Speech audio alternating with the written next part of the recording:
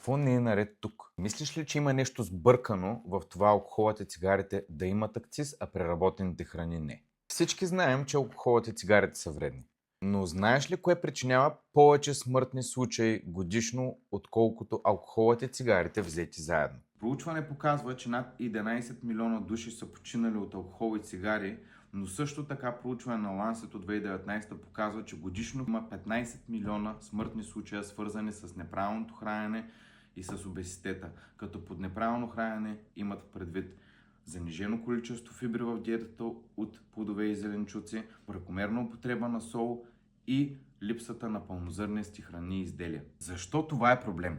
Няма акциз, няма предупреждения, има само реклами, които ни заливат от всякъде. Казват ни какво да пием, какво да едем, но никой не ни учи какво да избираме за себе си. Това не означава да спреш да ядеш любимите си храни. Означава да започнеш да правиш съзнателни избори. Добави повече пълноценна храна и намали преработените такива. Ако искаш да се научиш да ядеш умно и да правиш правилните избори, последвай страницата ни за още полезни съвети.